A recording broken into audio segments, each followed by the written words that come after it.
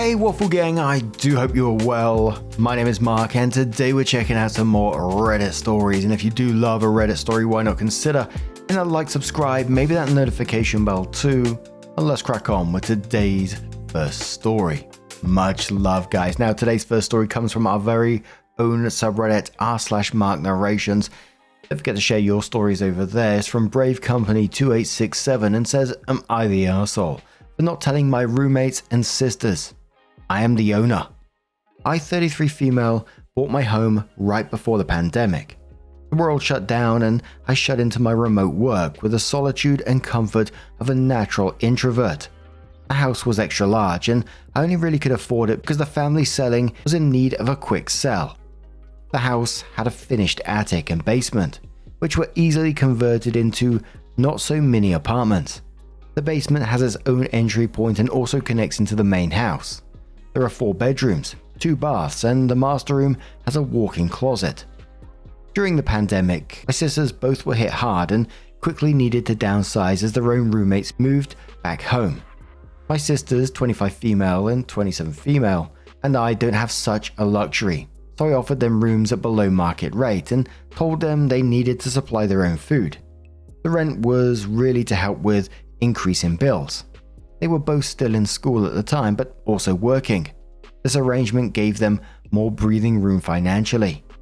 Then, a girl they both knew was evicted from her home with her boyfriend because the family they rented from needed the home back.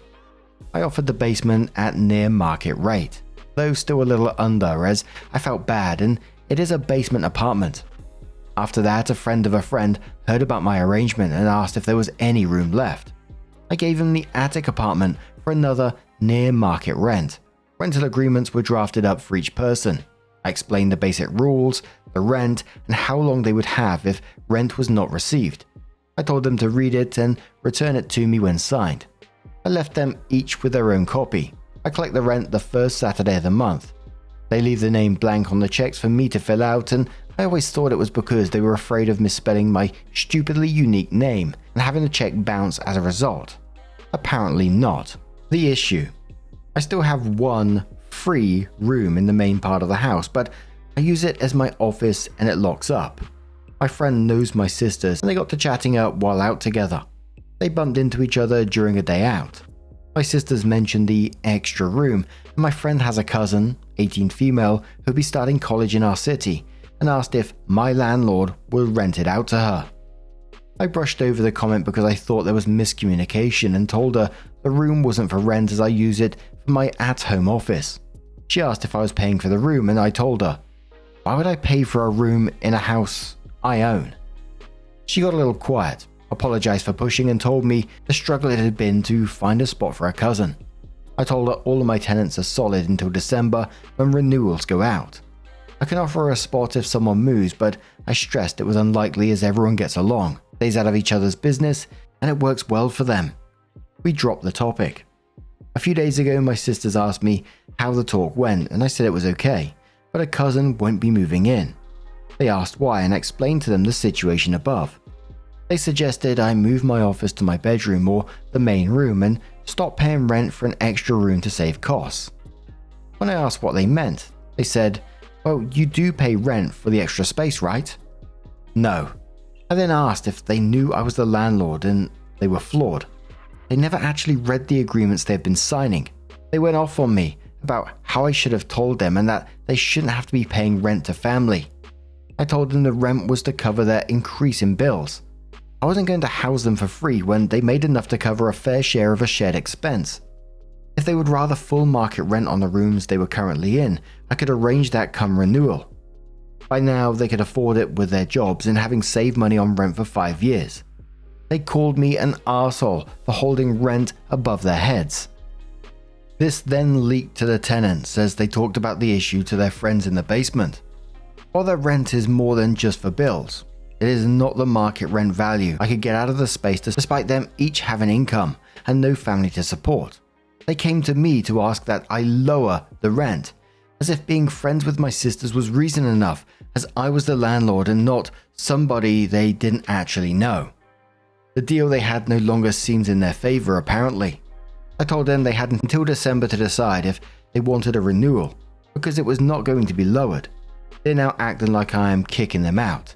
And all I said was now that they fully understand their position, they need to make a choice to stay as with current costs and annual adjustments as needed, as were our agreement, or begin the process of looking, as rent prices have skyrocketed and it's much harder to find a place. The adjustments do not include knowing I am the landlord. My attic tenant asked if I was cleaning house and basically begged I don't kick him out. His family turned their back on him because of conflicting views. Personally, his views don't bother me. His family's though? Oosh. I explained it all in detail and he was like, wait, I always knew you were my landlord because it's in the rental agreement. But he also never put my name down because it's hard to spell. Now everyone is upset with me and I feel unwelcomed in my own home. Am I the arsehole? Would I be the arsehole if I didn't renew one or all of their leases because of this hostility I feel? Quick edit since I keep seeing a similar question. Our lives have been a mess of social services and foster care as children, all aging out at 18. I didn't go out of my way to tell them about my buying a house, partly out of guilt, and they came to me for leads on places to live in time of need. The guilt comes from not taking them in when I had the opportunity at 18. I'd have had to jump through massive loops and I did not feel prepared to care for myself, let alone a couple of kids I hardly knew since we'd been separated often. We reconnected when they aged out and built from there. We also do not share the same last names as we each have different fathers. You're telling me the sisters in 5 years have never read their rental agreements? That's on them. And the absolute audacity to demand basically free housing because, family, after you've been helping them out with below market rate is just wild.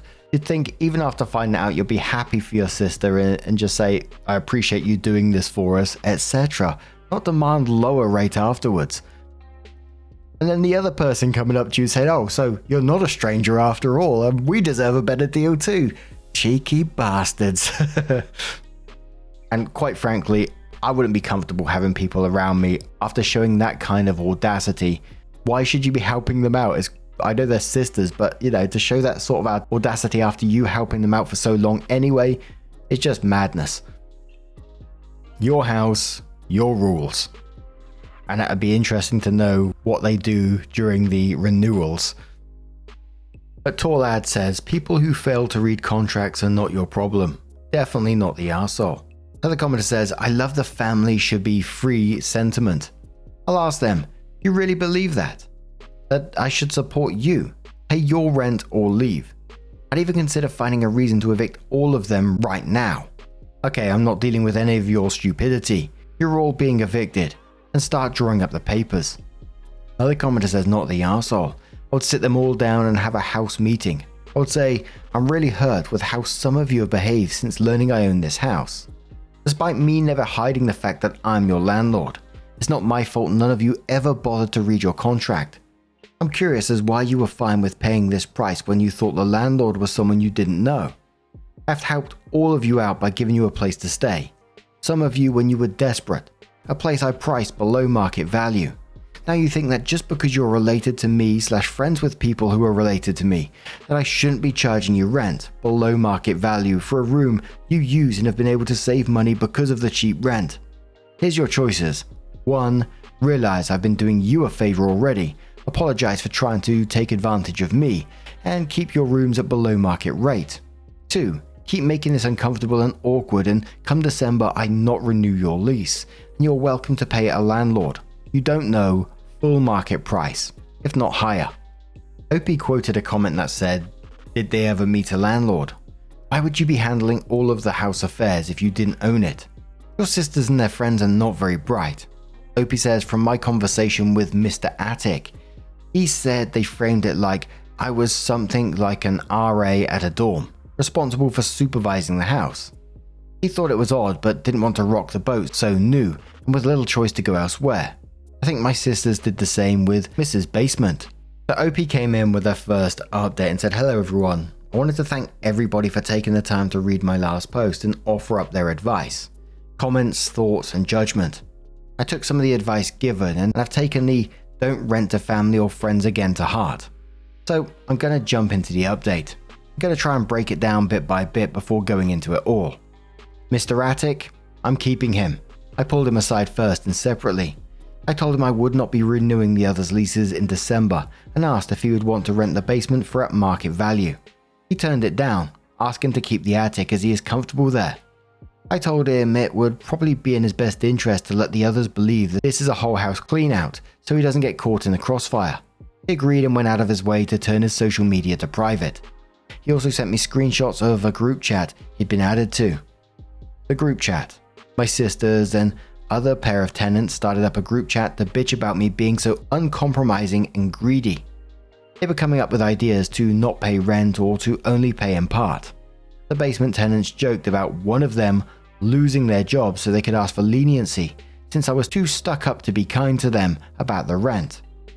The harassment.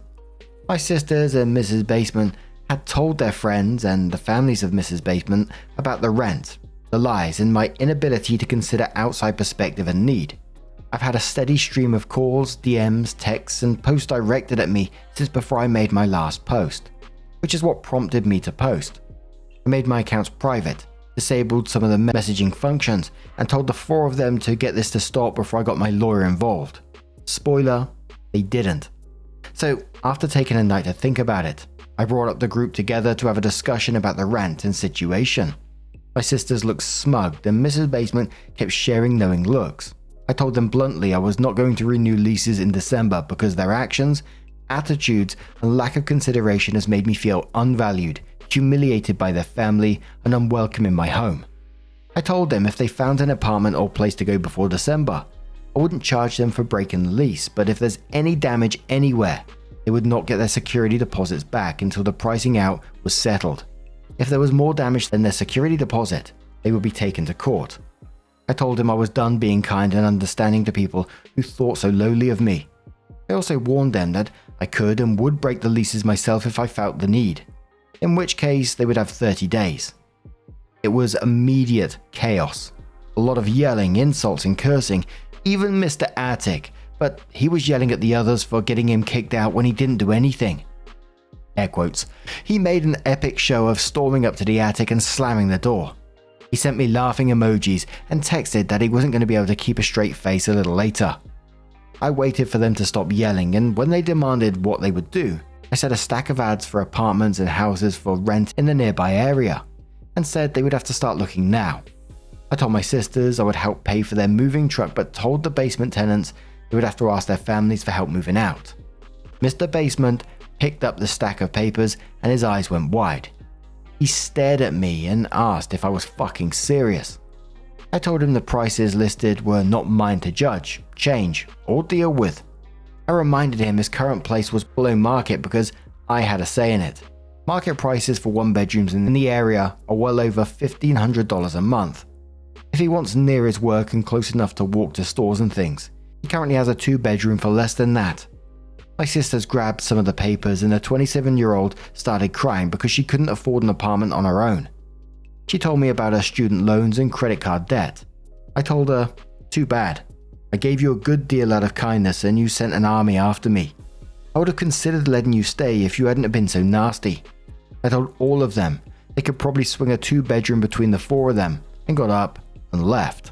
They refused to talk to me now. My sister spent the night in the basement apartment and I could hear shrieks and crying if I walked by the door that leads down there. I feel a little bad, but I reread your comments to keep my sanity. As for if I want them out, I can give them 30 days notice since they're inside my own home. I checked and double checked with the lawyer and this information had been in their rental contracts. If I do have to kick them out and they try to refuse and to leave and drag it out in court, which they don't have the money for, I've been given some handy advice by a fellow landlord who had to remove his own brother. I can't remove them by force, but I can make living there entirely uncomfortable. Nothing stops me from taking doors off hinges and start remodeling while their stuff is in the way. Nothing stops me from turning off the water or electric for their sections of the house during remodeling. Quick edit, just for remodeling purposes. It wouldn't be done to make them leave, but they can't stop my remodeling as squatters. It might seem like an arsehole thing to do, but they would be the ones to start it, and I actually do want to repaint and do some adjustments. The reason I'm leaning on evicting them by August is because the harassment has gotten so much worse now that there is an actual non-renewal happening. I'm leaving my phone on silent and collecting messages, voicemails, emails, and other things to hand off to my lawyer next week. I told them to call off their dogs, and they haven't. I asked Mr. Attic if he knew anyone who would need a place and to let me know. He has a few friends from his community who seem interested, as they either live with roommates or family and want out. If anyone has any questions this quiet morning, I will try to answer them. Quick edit. I have cameras outside and in common areas, facing the front and back doors, the hallways upstairs and the door leading to the basement. The tenants have access to the entry point ones like Mr. Attic has the hallways to his area. Mr. and Mrs. Basement have the feed that leads to their door inside the main house, and they all have outside cameras access. I'm thinking of cutting access to the outside cameras for them. They can't do anything to the feeds as they are guests in the system, so they can't delete anything, and my access automatically saves on extra external systems. I might just cut them all out of the system except Mr. Attic for peace of mind. Also, I keep seeing people ask about our family. There are no parents and no family from our side. My sisters have no relationships with their fathers or their families. Mine had been killed due to his own actions. There's no sympathy for the likes of him, and his family shunned him, so they shunned me as well. And our mother is a cup of ash left at the funeral home. Comment says, "What a relief this update is. I was concerned that you will allow them to stay only to see the household moral denigrate to the extent that you loathe being in your own home. Good on you with your shiny spine. Until they're gone, however, I would err on the side of caution and consider installing some cameras." And OP repeated the bit about the cameras again. Commenter says, "You need to start eviction process ASAP through your lawyer and give notice to occupants. I would not do anything to make their lives uncomfortable though. That may be considered constructive eviction. If their leases are still active, and you can get sued for that by a dozen lawyers working pro bono in the anti-landlord arena." OP says the removal of doors and things being remodeled would only happen if they stayed beyond their eviction date. I don't want to do it, but if they want to drag this out and be problems, it's an option. The OP came in with another update sometime later and says, "Hey everyone, I'm very tired. Thank you all for your kind words and wonderful advice. On to the update. Mr. Attic's friends. Two have agreed to take the bedrooms my sisters are currently occupying when they move out. I've met them, we talked at length, and they're wonderful people. One helped me change the tire on my car because I ended up with a flat just after our meeting, and she was incredibly kind and showed me how to change it. Like she walked me through it step by step, letting me do it but just explaining how. I can't believe I've never changed a tire before. Weirdly embarrassing. The harassment and lawyer. The lawyer sent a cease and desist to everyone that had contacted me. Then he went on and filed for restraining order/orders of protection and a claim for slander and defamations.